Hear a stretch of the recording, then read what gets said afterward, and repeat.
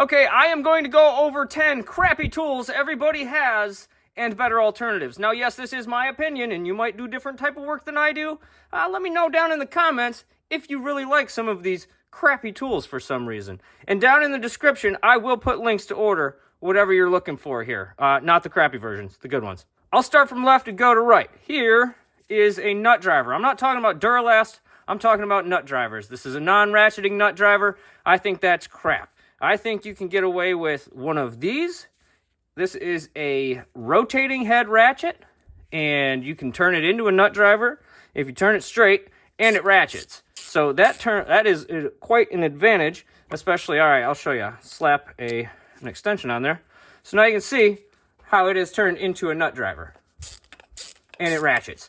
Not only saving my wrist, but saving me time. Then we've got Stubby wrenches.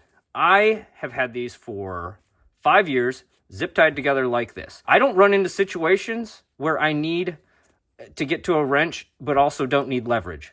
Every time I'm working on cars, and I mostly restore vehicles and then small engine repair, I rarely run into where I need to do this and have little amount of clearance lengthwise. I would normally grab probably, again, I use this thing a ton. I would probably grab a rotating head ratchet, which is almost the same size. I have shorter version that would get in there, okay? Also, while we're talking about ratchets, these flex head style, especially the smaller drive ones, I don't reach for these ever. Here's why. You can see that, like, if I'm working on this, okay, I'd have to go back and forth like this. I can't do a perfect circle with it. It's a very wide and awkward circle, okay? This, again, I can do a perfect circle like a driver with it. Takes up zero space. This takes up all of this space when you're ratcheting. Okay, it needs a much wider spot. So I tend to never reach for one of these. On the bigger drive stuff, like a 1/2-inch drive, I actually don't have a rotating head ratchet for that. I would rather use a fixed head or a flex head for that, just because of the amount of torque. Okay, these things. Everybody has a set of these things or the trillions of them that come with like all the furniture and things you got to put together. The problem with these is you can't get any torque on them, and you're limited to the exact 2 dimensions that they are. So then some people have this style, this fold-out style as well. I would rank these pretty close to this. I don't really like these at all. You can't get a whole lot of action on them. So I went and bought a whole kit. This is a gear wrench kit. It's the master set. It's got all the tiny bits right there. It's all the way bigger. Even these crazy little things here. So, and you also got the long style wobble head as well. This one's gotten quite a bit of use in my days. And I absolutely love having them all in one spot. If I'm going to work on any weird hex, Allen, E-Torques, I just grab this thing and take it to my job, okay? It beats the heck out of having a million of these things to try to find the right one. Next one I'll talk about, Stubby ratchets.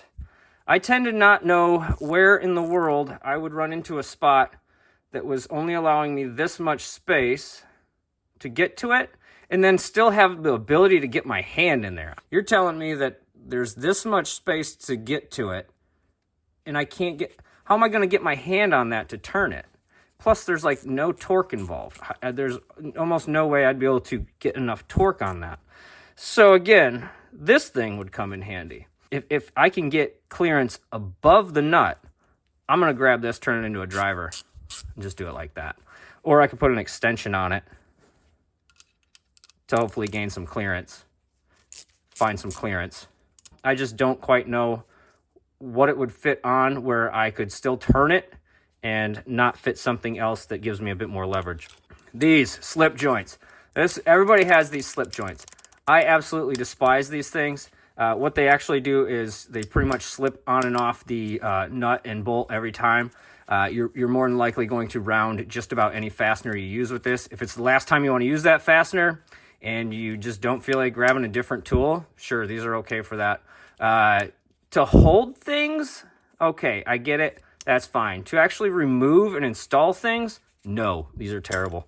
I would much rather go with this Nivex version. This is their twin grip. And see how these only have 2 spots and they slip back and forth in between? And they kind of do that when you're working with them too, so they're never in the right position. This is a locking style. It's got multi-spots that you can adjust it into. It can go all the way wide, it can go halfway, you know, and it locks into the slot. It doesn't move, okay? So it's really nice when you're working on anything that's the same size over and over and over, and you don't have to keep readjusting that thing. You just lock it in once and it's good to go. And what's really nice about these is they have this, I guess you'd call that a nail or fastener remover, so that you can grab it from the top as well. So if you're going at something, you could grab it like that, okay? And try to wiggle it out of there. These are good for that. These aren't necessarily good for that. I don't know why we all have these. Maybe it's because they're a couple bucks, but all they do is ruin the fastener. And that kind of goes the same thing for the next one here. Everybody's got a set of these. Channel locks, whatever you want to call them. This is actually an old channel lock brand. So these tend to just wobble themselves into a different position all the time, which is very unhandy. If you're like holding something in this hand, you keep setting these things up and down, and you keep picking it up and down, and now you can see it's no longer in the same position that it just was. Okay, so then you need two hands to get it back. So you're putting this thing down, whatever's in your hand, you got to put it down, get this back into position, get this thing back in your hand, do it again, and then every time you set it down, it's going to be a different position. So I've got these. They lock in place. They are the extra slim Cobras, okay? These aren't the normal Cobras that everybody talks about. These are actually a little bit better. They have a different angle at their beak right here, their mouth, jaw, whatever you want to call this. They're much different than the regular Cobras, and they're much slimmer, but they do act the same in the fact that they lock in the position, and they will never not be in that position every time you go pick it up again. You can wiggle these things until you're blue in the face, and they're always going to be in the same position you just locked them in, which can save you a ton of time and headache, especially with you working with one hand on something like that and one hand here. All right, let's get on to the other one. Everybody has adjustable pliers, okay? What I don't like about them, they end up having a weak point. When you got something in here, it puts a lot of leverage on the jaw. What that jaw does is eventually puts a lot of leverage here. It makes a little space, and then they wiggle like crazy after a while, and they're never the right size. Look, it wiggles like a really loose tooth, okay? How is that going to help me get a fastener off if it's constantly changing size in between whatever that is and then a quarter of an inch bigger than whatever I wanted it at? And every time you put it on there, it's going to keep loosening up, loosening up, loosening up. And you can even see that the jaws on this, and they end up getting pressure in the middle of the jaw, then the jaw gets all bent out of shape, and, well, I just don't like them. This is a top brand, made in Japan. Hear that? You don't, because these don't wiggle. And they're actually extra slim in the jaw, too. So you can fit these into a much tighter spot. You can see they slim out the jaw right there for about an inch right there. Whereas you can see the other ones don't do that, okay? Nothing. You put these in the spot that you want them, and they're there. And you can also see the jaws are super deep compared to it, okay? They're almost twice as deep. These are a different version of a really cheap wire stripper. This is a non-adjustable wire stripper. So you put the wire in there, and you go like that, and you pull it like that, and it's supposed to strip the little piece of insulator off the wire for you. The problem is, since it's non-adjustable, if you put a different size wire in there than it's made for, it'll just eat the wire. It'll just keep chopping it, chopping it, chopping it. Good for stuff? I don't know. Maybe every now and again if you got the exact size wire that's going in there. So that's why I picked these up, which are a much better solution. They also make cheap versions out there. Okay, not this brand, but they do make cheap versions of this. Like at the dollar store, you could probably pick up some wire strippers right next to these wire strippers that look similar to this. The trouble with those are they are very thin, and they will actually like walk back and forth this way. They will like twist a little bit when you're trying to pull a wire through and strip it.